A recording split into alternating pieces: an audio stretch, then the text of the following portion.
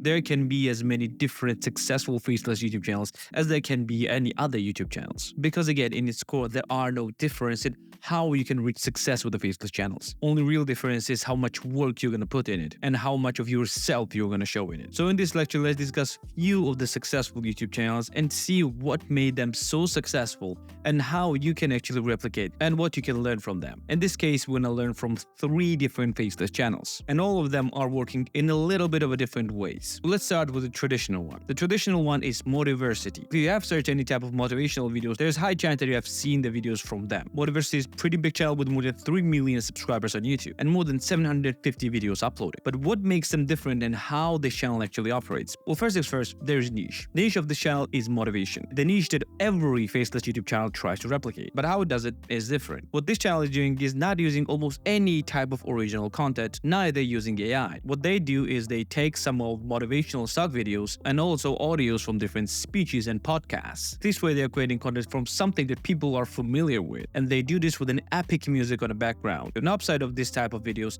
is that they can create a lot of different videos and they can generate a ton of views, because in many cases, people are familiar with the voices and the speeches of those videos. But there is also an issue of a copyright, because this video is using hundreds of different elements from different sources, and many of them are copyrighted. Most likely those videos are getting a lot of different copyright claims. And most likely the source of income for this channel is a revenue sharing with the copyright holders, which will slash the revenue from monetization by quite a lot. Almost likely they're generating their revenue somewhere else, like for example from the website or from the merch. And don't get me wrong, the channel this size most likely will generate quite sizable revenue. But next two channels are more interesting, because those channels are actually using the power of AI and have more original content, allowing them to most likely monetize all of those videos. Let's start with the juggernaut, the bigger one of those two, What If. Well, What If actually became more of a big production, but at its core, it's a faceless YouTube channel. They're most likely using AI voiceovers, which in today's day and age is very difficult to differentiate from real voiceovers, which you will use with an InVideo AI for this course. However, they're also using a bunch of different footage. But what is notable is that a lot of those footage is actually free stock videos or licensed stock videos. So most likely what they're generating from those videos, monetization-wise, are going 100% to them. They're just paying a little bit more for the stock videos. But I don't think that's a sizable chunk of overall income. So What If is actually generating quite a sizable revenue. But you have to understand that they're almost at 8 million subscribers and with